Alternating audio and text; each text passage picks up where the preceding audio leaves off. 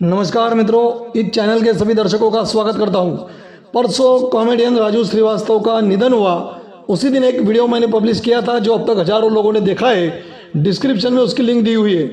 आज फिर हम चर्चा कर रहे हैं राजू श्रीवास्तव के बारे में ही। मित्रों, राजू श्रीवास्तव लोगों को हंसाने के लिए किसी का भी मजाक उड़ाते थे। ये तो बड़ी अच्छी बात थी उनकी। हंसना हंसाना तो अच्छा ही होता है, किंतु राजू श्रीवास्तव भी अन्य हास्य कलाकार की तरह हमारे हिंदू साधु संतों का मजाक उड़ाते थे। ये एक बहुत ही बड़ी कमी थी उनमें, बहुत बड़ा दोष जिसे हम कह सकते हैं। गौ माता पर घटिया जोक सुनाते हुए खुद मैंने उन्हें एक वीडियो में देखा है। हमारे देवी देवताओं का मजाक उड़ाया करते थे, हिंदू देवी देवताओं का मजाक उड़ाया करते थे। मृत्यु के देव यमराज का भी मजाक उड़ाने से वे पीछे नहीं हटे।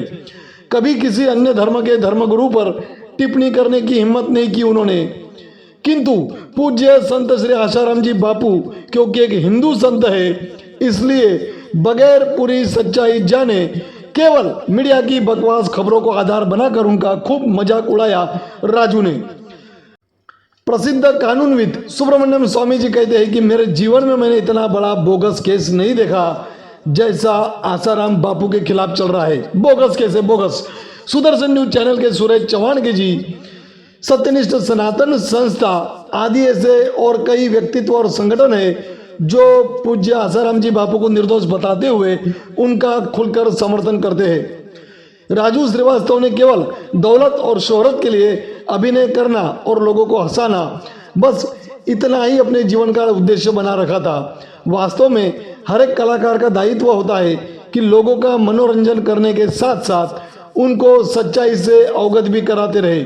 लोगों को सही दिशा दिखाना, उनको भ्रमित करने की बजाय उनको जगाना, हंसते हंसाते ही सही उन तक सत्य को पहुंचाना, यह हर कलाकार का कर्तव्य होता है।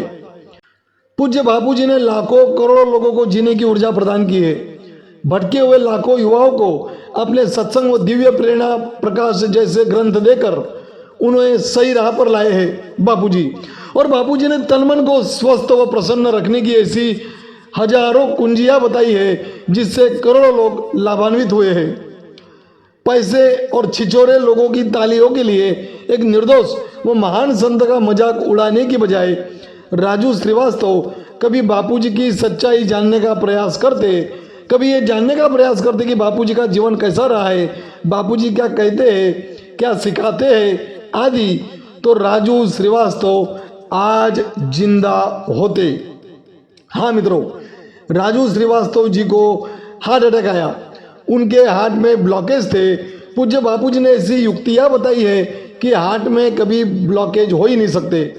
हार्ट अटैक से बचने के लिए क्या खाना चाहिए, कैसे जीना चाहिए, क्या खाए और क्या ना खाए कि जिससे ब्लॉकेज ना हो, ये सब तो बापूजी ने बड़ी सरलता से लाखों करोड़ों लोगों को समझा दिया है।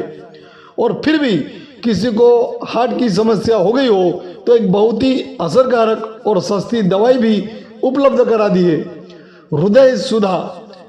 हृदय सुधा नामक दवाई जो बापूजी की प्रेरणा से उनके आश्रम द्वारा बनाई गई है, वैसी दवाई किसी और कंपनी की लेने जाओ तो इतनी प्रभावी नहीं होती और दाम भी कई गुना अधिक होते हैं। बापूजी किसी बाबा की तरह धंधा नहीं करते, केवल और केवल सेवा ही उद्देश्य है बापूजी का। सबका मंगल, सबका भला करते हैं और अपने शिष्यों के हाथों भी सबका भला करवाते हैं मेरे बापू। इसीलिए इतने सस्ते दामों में इतनी असरकारक दवाइयाँ उपलब्ध कराई है उन्होंने। जिन्हें हार्ट का प्रॉब्लम हो उनको हृदय सुधा जरूर लेनी चाहिए। और मैं तो कहूँगा कि जिन्हें कोई प्रॉब्लम अभी महसूस नहीं भी हो रहा हो, वे सब भी कम से कम एक बॉटल तो ले ही लेवे। हार्ट में ब्लॉकेज जब बहुत अधिक बढ़ जाते हैं तब हमें पता चलता है, फिर बाईपास सर्जरी करानी पड़ती है और वो करने पर भी जीवन भर तकलीफें बनी रहती है।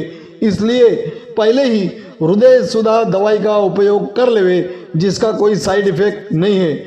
और आसाराम जी बापू जैसे संतों द्वारा बताई गई छोटी छोटी युक्तियों को अपने जीवन में अपनाएं। हार्ट अटैक, हार्ट में ब्लॉकेज आदि से बचाव के लिए क्या खाए और क्या ना खाए वो तो बापूजी बताते ही है। साथ ही अपने सत्संग के जरिए तनाव व चिंता से मुक्ति पाने की आसान तरकीब भी बताते हैं। और देव मानव हास्य जैसे कई सरल व प्रभावी उपाय भी बताते हैं बापूजी। हजारों का अनुभव है कि बापूजी के दिए ज्ञान ने उनको बाईपास सर्जरी से बचा लिया और पूर्ण स्वास्थ्य प्रदान किया है। मैं अंत में राजू श्रीवास्तव की आत्मा को श्रद्धांजलि अर्पण करता हूं और देश के सभी कलाकारों से निवेदन करता हूं कि वे राजू की तरह गलती ना करें। यदि कर रहे हैं तो समय रहते सावधान हो जाइए। निर्दोष व महान संत का मजाक बिल्कुल ना उड़ाए और लोगों का केवल मनोरंजन करने की बजाय मनोरंजन के साथ साथ उनको सत्य के प्रति जागरूक कीजिए। उन्हें संतों की दिखाई राह पर चलने की प्रेरणा दीजिए और स्वयं भी संतों की शिक्षा को अपने जीवन में उतारने का पूरा प्रयास कीजिए, ताकि आप लोगों को केवल कुछ क्षणों के लिए नहीं बल्कि पूरे जीवन के लिए हंसी खुशी दे सके, अपने साथ सबका मंगल सबका भला कर सके। हरिओम, जय गुरुदेव।